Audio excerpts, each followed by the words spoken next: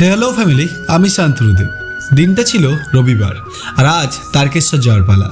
আসলে এটা প্রথমবার।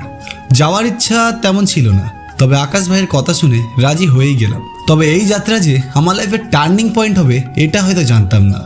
শুধুমাত্র এই যাত্রার ভিডিও করে লক্ষাধিক মানুষ আমাকে চিনেছে, প্রচুর মানুষ আমাকে ভালোবাসা দিয়েছে আর অনেক আশীর্বাদ পেয়েছি আমার ফার্স্ট ভাইরাল ভিডিও থেকে।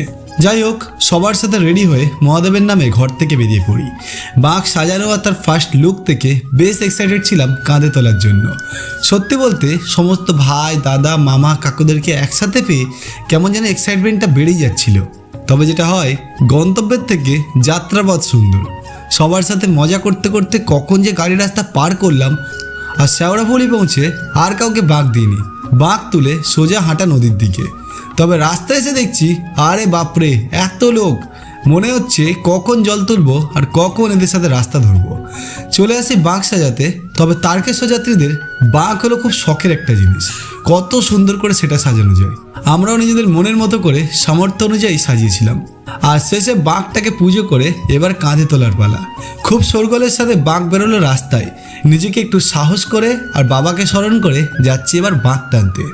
প্রথম টানে সবার সাথে দৌড়ে সবাইকে সাইড করে ভীষণ চিল্লে বাবার নাম নিয়ে এগিয়ে গেলেও থেমে যায় পায়ের প্রথম ফসকাতে। 10 কিলোমিটার পার করে যখন বসলাম, বুঝতেই পারছিলাম রাস্তাটা খুব কঠিন। আর তার থেকে বেশি কঠিন শিবকে পাওয়া। কথা বলতে বলতে বাঁক আবার রাস্তায়। টার্গেট আরও 10 কিলোমিটার। দিনের আলো ছেড়ে এবার রাতের অন্ধকার। রাস্তাটা খুবই দুর্গম, রয়েছে গর্ত, ভাঙা পিচের দানা। এটা কোনো পরীক্ষার থেকে কম নয়। রাস্তায় সবাইকে দেখে মন থেকে তো খুব টানছে, কিন্তু শরীর সে তো শুনবে না। পায়ের জোর হারিয়ে যখন বসছিলাম, বসে নয়, ডিরেক্ট ওই রাস্তায় শুয়ে পড়ছিলাম আমরা।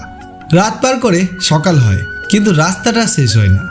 আর একটু বলতে বলতে বাকি ছিল 8 কিলোমিটার। তবে যখন আর হাঁটা যাচ্ছিল না, তখনই বাবার প্রথম দরজায়। কষ্ট হয়েছে, বসেছি অনেকবার। বাড়ি ফিরে আসার প্ল্যানও করেছিলাম। তবে কখনো আকাশ আমার হাত ধরেছে আর কখনো আমি ওকে টান দিয়েছি। এইভাবেই বাকি পথ শেষ করে ঠিক চলেই এলাম। বলে না, পাহাড়, পর্বত, সমুদ্র পার করলে তবেই বাবার দর্শন। সেটাই হয়তো এই যাত্রায় বুঝতে পারছিলাম। যখন এসে এই ভিউটা দেখছিলাম আর একসাথে বসে বাড়ির সবার নামে পুজো দিচ্ছিলাম, নিজের মনের ইচ্ছে চাইছিলাম, তখনই মনে হলো একার জন্য তো এত কষ্ট করিনি। তবে মিলিয়ে নিও, সমস্ত কষ্ট ধুয়ে যাবে ওই দুধ পুকুরে, আর বাকিটা বাবার মাথায় জল ঢেলে। যারা ঠিক করে হাঁটতে পারছিল না, তারাই কিনা গলা ফাটিয়ে বাবার মাথায় জল ঢাললো। আর তারাই বলে ফিরল, আসছে বছর আবার হবে। হর হর মহাদেব।